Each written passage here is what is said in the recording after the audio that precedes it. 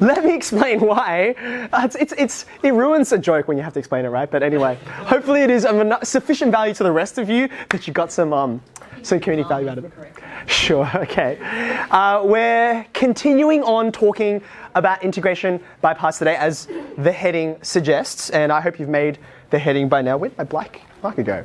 Now, for me, one of the things that was most perplexing when I first learned about integration by parts was why it's called integration by parts, because we know where integration by parts comes from. Rehearse it with me. If you have some kind of function which is composed of the product of two other functions, right? When we're differentiating, when you get presented with a product, we know what this is called. It's called, not a rhetorical question, guys. The product rule, thank you. Okay, you differentiate a product, imaginative, right? So we use the product rule. Now the product rule is most succinctly stated as v u dash plus u v dash, but for the purposes of getting to this piece of knowledge in integration, maybe you remember a more helpful way to say it might be v, and then instead of writing u dash, I'll go to Leibniz's long form notation, du on dx, that's a way of saying u dash, plus u, and then how would I write v dash? dv on dx, right?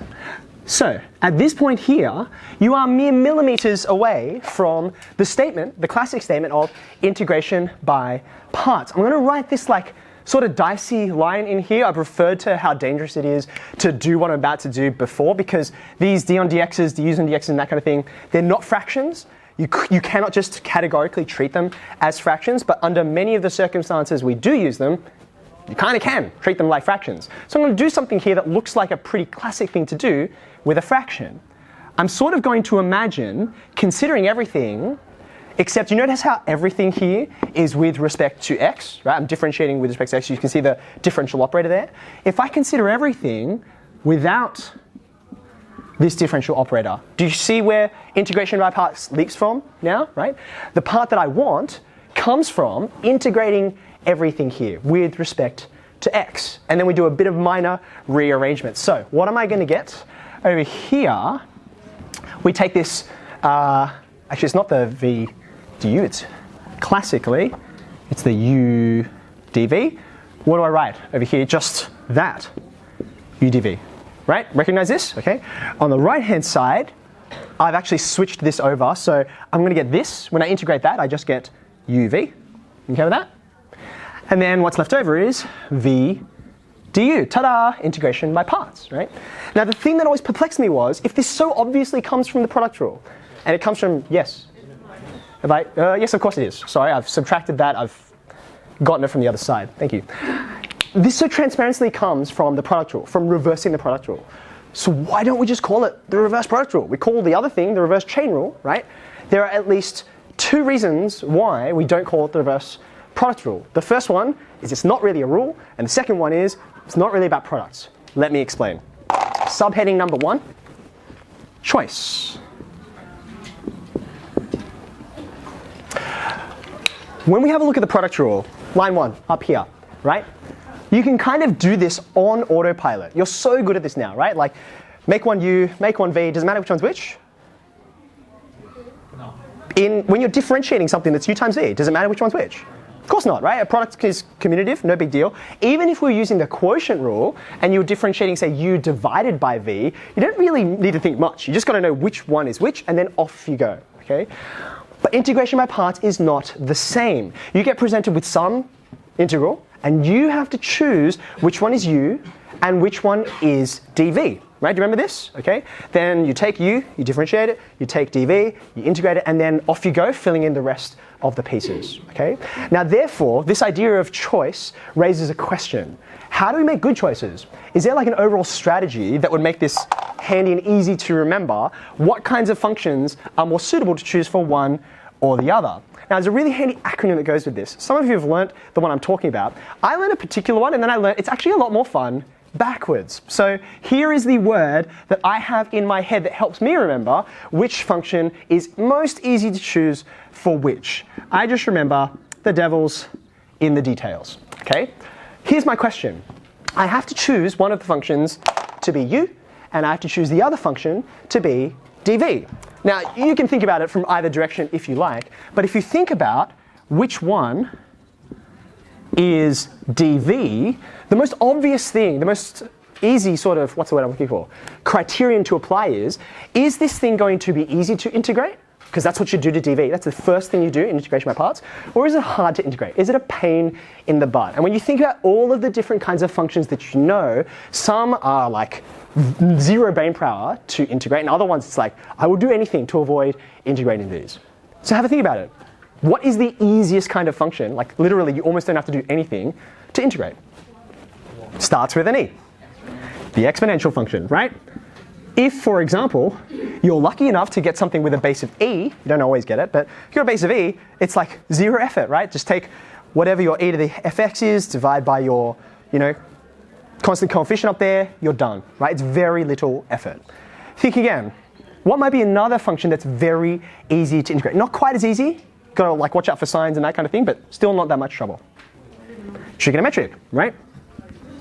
Because you're going to be, generally speaking, floating between sine, cosine, sine, cosine. So in terms of how much more difficult this thing gets to handle, sine and cosine are of the same difficulty, right? So these two here, what they produce is something of the same order of difficulty. The integral is the same order of difficulty as the thing that you chose to be dv, right?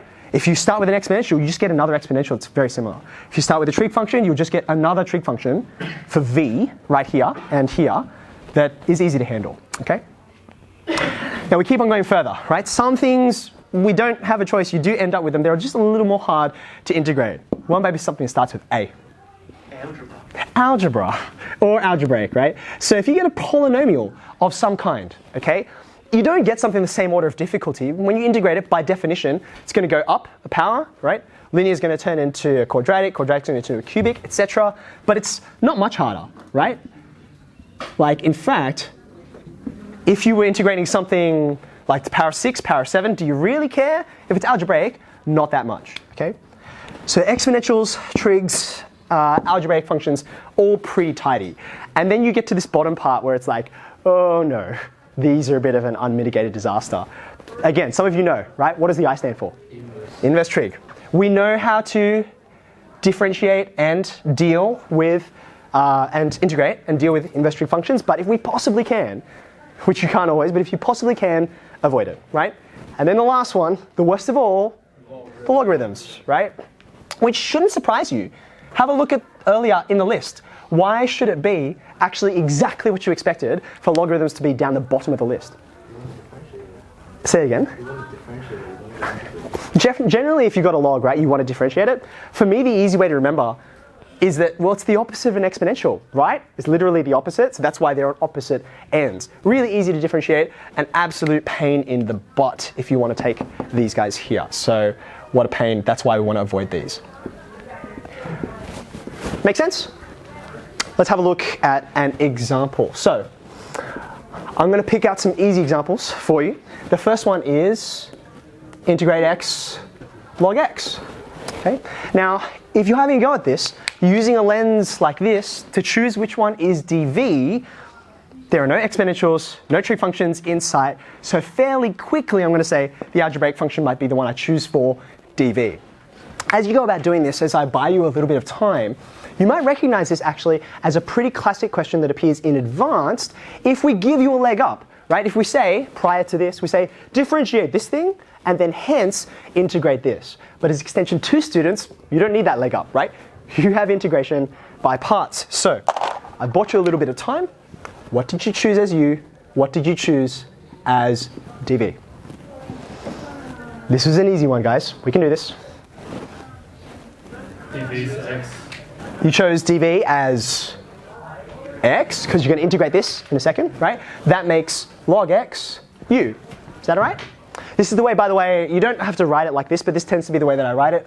I have all of my primitives over on the left and all my derivatives on the right. So u differentiates down into du on dx, which is 1 on x, so that's all easy. And then by contrast, dv on dx here integrates that way, and you get v, which in this case is half x squared, or x squared on 2. So I'm ready to go. I've got all my pieces.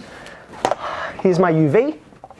I also need my integral of v du, so you can see where I've got that diagonal going, and it's like, oh, this is so nice, because this thing here is going to give you some nice, neat cancelling. So in fact, I haven't given myself quite enough space here. So what have I got here? Here comes uv. Is that okay? And then here comes v du. So I've got my x squared on 2, 1 on x, and off I go. You happy with that? In fact, I'm glad I'm seeing nods. I'm so happy with that. I'm just going to leave that there. I reckon you guys can take care of it from that spot.